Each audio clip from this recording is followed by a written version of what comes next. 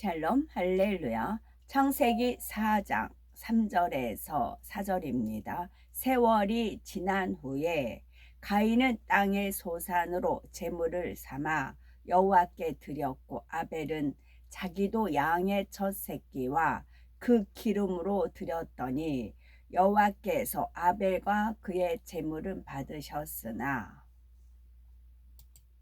창세기 강의 84번째입니다.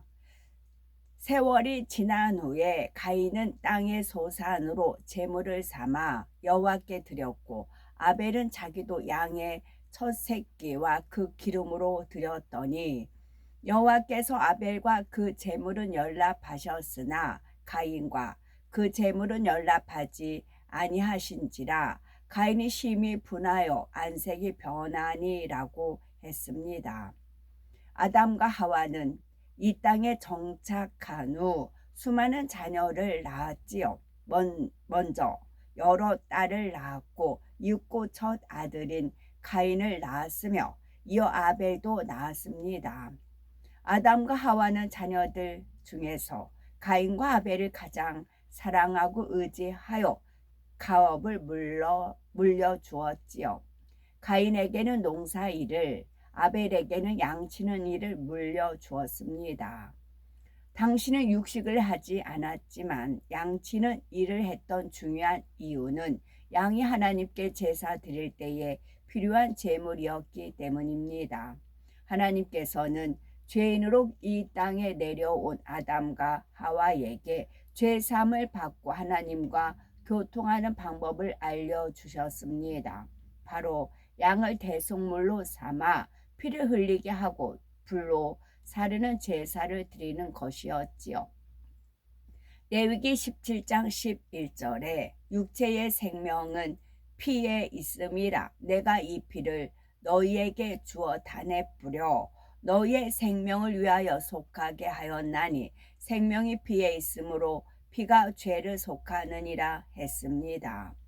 모든 육체의 생명이 피에 있으므로 피를 흘려야 죄가 속해진다는 원칙은 인간 경작을 위해 필요한 가장 기본적인 영계의 법칙입니다. 이것이 모세 시대에 와서 구체적인 제사법으로 제정되었지요. 아담은 하나님께로부터 이 영계의 법인 속죄 원칙을 배웠고 자녀들에게도 가르쳤습니다. 그런데 본문 3절에 보니 세월이 지난 후 하나님께 드리는 제사법을 변질시킨 사건이 발생합니다. 그 주범은 가인이었습니다. 가인은 땅의 소산으로 제물을 삼아 여호와께 드렸지요. 가인은 분명 피의 제사에 담긴 영적인 의미를 들어 알고 있었습니다. 그런데도 세월이 흐르자 육신의 생각을 동원하여 다른 제물로 제사 드렸던 것입니다. 가인이 제물로 드린 땅의 소산은 단지 채소나 과일, 곡물을 드렸다는 것 이상의 의미가 포함되어 있습니다. 아담의 범죄로 인해서 저주받은 땅의 기운이 깃든 소산물이라는 의미이지요. 이러한 땅의 소산을 거룩하신 하나님께 드렸으니 그 제사가 어찌 연락되겠습니까? 이와 달리 아벨은 아담에게 배운 대로 피의 제사를 드리되 양의 첫 새끼와 그 기름으로 드렸습니다. 여기서 기름은 동물이 살아갈 수 있는 에너지의 근원이며 진액이요 곧 생명입니다. 이에 기름을 드렸다는 것은 진액을 다해서 곧 마음과 뜻과 정성을 다해 제사를 드렸다는 의미이지요. 아벨은 그만큼 하나님께 드리는 제사의 중요성을 마음에 새기고 있었고 온전한 행함으로 보였던 것입니다. 가인과 아벨은 한 형제인데도 이처럼 마음밭이 달랐지요. 형 가인은 동생 아벨에 비해서 마음밭이 좋지 않았습니다. 따라서 쉽게 육에 물들었고 점차 육신의 생각을 동원해 나갔으며 결코 불순종의 행함을 보였던 것입니다. 그 결과에 대해 성경은 여호와께서 아벨과 그 제물은 연락하셨으나 가인과 그 제물은 연락하지 아니하신지라 라고 말씀하고 있지요. 가인은 그때라도 자신의 잘못을 깨달아야 했습니다. 그런데 본문에 보니 가인이 심히 분하여 안색이 변하니라고 했지요. 가인은 하나님께서 동생의 제사만 받으신 것에 대해 서운한 감정을 품었고 그 감정을 억제하지 않고 분을 내었습니다. 또한 동생 아벨을 시기하고 질투했지요. 이러한 가인의 모습은 육의 사람의 특징을 잘 드러내는, 잘 나타내는 본보기라 할 수가 있습니다. 육의 사람들은 육신의 생각을 동원하여 불순종을 합니다. 그 결과 자신에게 불이익이 돌아오면 뉘우치기보다는 불평하거나 원망하지요. 반면에 마음을 영으로 채우는 만큼 육신의 생각을 동원하는 횟수가 줄어듭니다. 설령 육신의 생각 가운데 불순종하여 불이익을 당했다 해도 남을 탓하거나 원망하지 않습니다. 자신의 부족함을 깨달으려 하고 잘못한 일에 대한 책임을 지려 하지요. 육과 영은 이처럼 차이가 납니다. 로마서 8장 5절에 육신을 쫓는 자는 육신의 일을, 영을 쫓는 자는 영의 일을 생각하나니 라고 말씀한 대로이지요. 우리 가운데에도 가인처럼 대놓고 하나님의 뜻을 거스르며 불순종한 분은 안 계실 줄 압니다. 그런데 우리가 원치 않아도 마음에 육이 있는 만큼 육신의 생각이 떠오르게 됩니다. 마음이라고 되어 있네요. 우리가 원치 않아도 마음에 육이 있는 만큼 육신의 생각이 떠오릅니다. 우리 마음에 진리가 있으면 진리의 생각이 떠오릅니다. 이 육신의 생각은 로마서 8장 7절의 말씀처럼 하나님의 법에 굴복치 아니할 뿐만 아니라 할 수도 없게 합니다. 예를 들어서 육의 사람은 아벨과 같은 하나님께 인정받는 사람을 볼 때, 육의 사람은 아벨과 같은 하나님께 인정받는 사람을 볼 때 진리와 함께 기뻐하라는 말씀대로 행하지 못합니다. 자신과 상대를 비교하여 낙심하거나 상대의 다른 면, 곧 부족한 점이 생각나서 마음이 불편해지기 때문이지요. 또 다른 예로 자기적인 의를 가진 사람은 자신도 모르게 입니다. 하나님의 뜻을 거스리는 경우가 많습니다. 가인도 땅의 소산을 제물로 드릴 때에 자기 보기에 최상품을 골랐을 겁니다. 나는 가장 좋은 제물을 드리니 하나님께서 기쁘게 받아주시겠지 생각했지요. 가인의 입장에서는 이 생각이 너무나 옳고 합당했습니다. 그러나 그것은 가인 자신이 보기에 의였지요. 하나님의 뜻에 전혀 맞지 않았습니다. 이에 출애굽기 15장 26절은 너희가 너희 하나님 나 여호와의 말을 정종하고 나의 보기에 의를 행하라 말씀하셨지요. 주의 종이나 일꾼들 중에도 이처럼 자신의 의로 인해 하나님께 불순종하는 경우가 더러 있습니다. 아무리 하나님의 일을 한다 해도 자기 보기에 의를 주장하는 사람은 아름다운 열매를 맺지 못하지요. 자기 의를 주장하는 사람은 화평을 깨기 쉽고 화평이 깨어진 곳에는 사단이 역사하기 때문입니다. 그러면 자기 의를 깨뜨리고 하나님의 의를 쫓으려면 어떻게 해야 할까요? 하나님의 말씀을 귀담아 듣고 그대로 마음에 새겨야 합니다.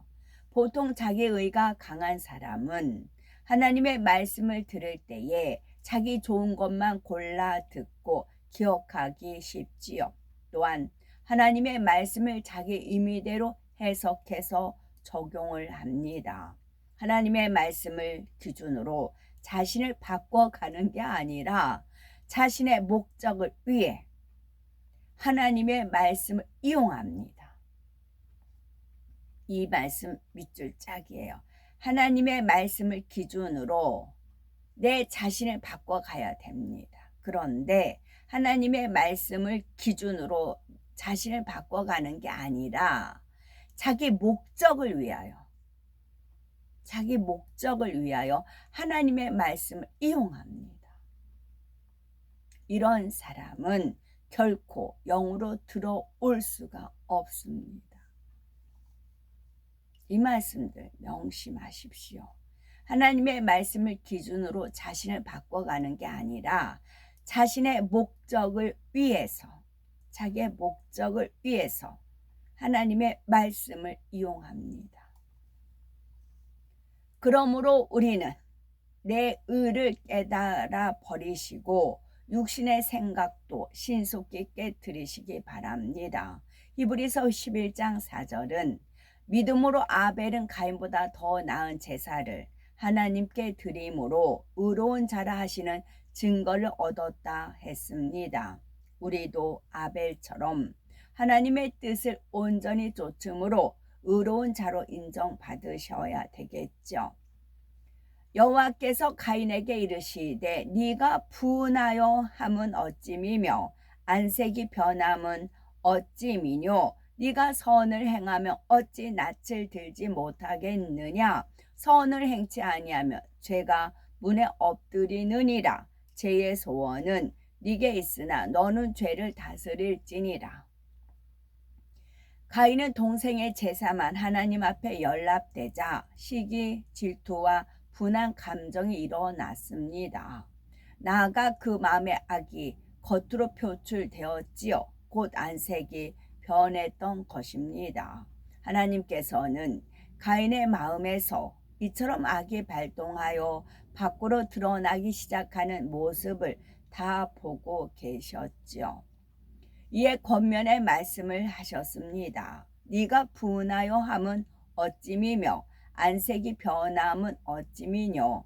당시 가인은 하나님께 서운한 마음도 품고 있었지요. 마음은 악한 감정으로 부글거렸고 얼굴빛도 달라졌습니다. 그런데 하나님께서 권면의 말씀을 하시니 낯을 들지 못하고 고개를 숙일 수밖에 없었던 것입니다. 가인과 아벨이었을 때 비교적 아벨은 착했었던 것 같아요. 부모님 말씀도 잘 듣고 좀 순하고 온유하고 착하고, 그럼 이제 가인은 그렇지 않고, 그런 자기는 착하지 않은데 착한 사람 보면은 싫어요. 싫고 자기는 착하지 않은데 상대가 착하기 때문에 싫어요. 그런 마음이 쌓이고 그런 면도 없지 않아 있지 않을까, 그런 생각이 듭니다.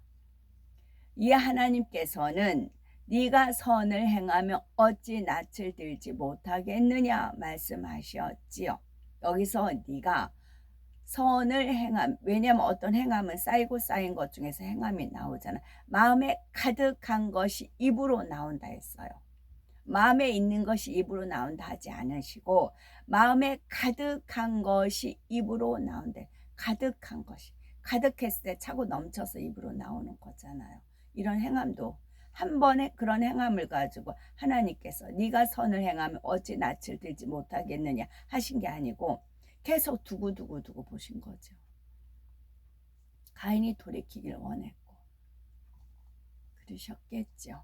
여기서 네가 선을 행하면은 네가 하나님 말씀대로 순종하여 하나님께서 원하시는 제사를 드렸다면 이라는 뜻입니다. 가인이 아벨처럼 했다면 하나님 앞에 떳떳할 수 있었겠지요. 그런데 가인은 자신이 선을 행치 않았다는 사실을 망각하고 있었습니다. 오히려 하나님께서 자신과 아벨을 차별 대우하신다고 여기며 서운함을 품었지요. 이에 하나님께서는 문제의 근본 원인을 가인에게 깨우쳐 주셨던 것입니다. 하나님의 말씀은 선 자체이십니다. 하나님께서 무엇을 하라 하지 말라 버리라 지키라 명하셨다면 그 말씀 안에는 하나님의 선하신 뜻이 담겨 있습니다. 따라서 우리가 이 사실을 믿고 하나님의 말씀대로 행하면 선을 행하게 됩니다. 또한 이렇게 선을 행하는 사람은 영적으로 빛 가운데 있게 됩니다. 반대로 선이 아닌 악을 행하는 사람은 영적으로 어둠 가운데 있습니다. 지금 가인도 하나님의 말씀에 불순종한 상태이지요. 영적으로 어둠이 그에게 깃들었습니다. 그러니 자연히 빛이신 하나님 앞에서 낯을 들지 못했던 것입니다.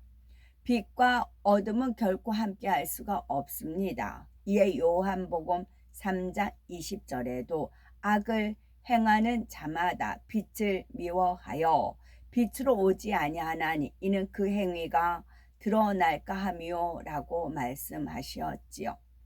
이에 하나님께서는 가인이 지금이라도 회개하여 어둠에 더 깊이 물들지 않기를 바라셨습니다. 그래서 가인에게 이어서 다음과 같이 말씀하셨지요. 선을 행치 아니하면 죄가 문에 엎드리느니라. 여기서 문은 진리의 문, 구원의 문, 천국의 문을 의미합니다. 그리고 죄가 문에 엎드리느니라 라는 말씀은 죄로 인해서 그 문을 넘지 못하고 통과하지 못한다라는 뜻입니다. 다시 종합해서 말씀드리면 가인아, 네가 선을 행치 않고 악을 행하면 진리 가운데 거할 수 없게 돼. 또한 죄가 성립되어 영계의 법에 따라 구원이 아닌 사망에 이른다. 다시 말해 천국 문을 통과하지 못한다. 이런 뜻입니다. 이어 하나님께서는 다소 강경한 어투로 말씀하셨지요. 죄의 소원은 네게 있으나 너는 죄를 다스릴지니라. 여기서 가인에게 있는 죄의 소원은 바로 아벨에 대한 미움, 시기, 질투를 행함으로 나타내고 싶어 하는 마음입니다. 사람이 배가 고프면 허기를 채우기 위해서 먹을 것을 찾습니다. 이처럼 누군가를 미워하고 시기 질투하면 그 상대에게 해를 가하려 하지요. 상대를 쳐다볼 때 뾰족한 눈으로 봅니다. 건네는 말도 곱지 않으며 말투도 투명스럽지요. 나아가 상대를 비난하거나 업신여김으로 그의 존재 가치를 깎아내리려 합니다. 심한 경우는 직접적으로 상해를 입히거나 상대가 손해를 보도록 괴계를 부립니다. 누가복음 6장 45절에 선한 사람은 마음에 쌓은 선에서 선을 낳고, 이것도 쌓았다고 했어요. 하나하나 벽돌 하나하나 쌓듯이 선을 쌓고 지극히 작은 일에 충성한 거예요. 지극히 작은 일에 충성한 일에 큰 일에도 충성하는 겁니다. 선한 사람은 마음에 하나하나 선을 쌓습니다. 또 악한 자는 그 쌓은 악에서 악을 내나니 이는 마음에 가득한 것을 입으로 말함이니라 라고 말씀하셨습니다. 지금 가인도 아벨을 시기 질투하여 악한 행함을 겉으로 나타내려는 상황입니다. 하나님께서는 이러한 가인의 마음을 아시고 재차 권면하시고 당부하신 것이지요. 가인아, 죄가 너를 다스리고 싶어 하는구나. 치면 안 된다. 네가 죄를 다스려야 한다입니다. 죄가 너를 다스리고 싶어 하는구나. 안 된다. 치면 안 된다. 네가 죄를 다스려야 된다. 죄가 나를 다스리고 싶어 하는데 치면 안 된다고요. 내가 죄를 다스려야 된다고요. 죄에 질질 끌려다니지 마시라고요. 우리는 죄를 능히 다스려야 합니다. 죄를 짓고 싶어하는 육신의 정욕에 지면 안 됩니다. 로마서 8장 12에서 14절을 보면 그러므로 형제들아 우리가 빚진 자로 돼 육신에게 져서 육신대로 살 것이 아니니라. 너희가 육신대로 살면 반드시 죽을 것이로되 영으로서 몸의 행실을 죽이면 살리니 무릇 하나님의 영으로 인도함을 받는 그들은 곧 하나님의 아들이라 라고 말씀하셨습니다. 이 말씀처럼 육신의 정욕을 이기지 못하고 육신대로 살면 반드시 죽습니다. 육신의 생각은 사망이라는 말씀도 있습니다. 반대로 영으로서 몸의 행실을 죽이면 삽니다. 참 생명, 영생을 얻게 되지요. 우리는 성령 받은 하나님의 자녀들이니 능히 육신의 정욕을 다스릴 수가 있습니다. 사람의 의지와 노력만으로는 힘들지만 내주하시는 성령의 도심을 받으면 쉽게 할 수가 있습니다. 기도하여 성령 충만함을 입으면 스스로 이기지 못하던 악한 감정을 이길 수가 있습니다. 그러므로 항상 간절한 심정으로 성령의 도심을 구하시고 성령의 충만함 받기를 사모하시며 쉬지 말고 기도하심으로써 하나님의 영으로 인도함을 받아 죄와 상관없는 영의 자녀들이 되시고, 가인은 아버지 하나님께 여러 차례 권면을 들었음에도 불구하고 끝내 죄를 다스리지 못했습니다. 마침내 엄청난 죄를 짓고 말았지요. 우리는 쉬지 말고 기도하심으로 하나님의 영으로 인도함을 받아 죄와 상관없는 영의 자녀가 되어야 되겠습니다. 가인은 자신의 제사가 하나님께 연락되지 않자 악한 감정을 품었습니다. 하나님께서는 가인이 이 같은 마음을 아시고 가인의 이 같은 마음을 아시고 그의 잘못을 깨우쳐 주시며 죄의 소원을 다스릴 것을 당부하셨지요. 하나님께서는 오늘날도 하나님의 자녀들에게 진리를 쫓으라, 형제를 미워하지 말라, 미혹을 받지 말라, 선을 행하라 늘 말씀하고 계십니다. 바로 성령님의 역사이지요. 요한복음 16장 13절은 진리의 성령이 오시면 그가 너희를 모든 진리 가운데로 인도하시리니 그가 자의로 말하지 않고 오직 듣는 것을 말하시며 장래 일을 너희에게 알리시리라 라고 말씀하셨습니다.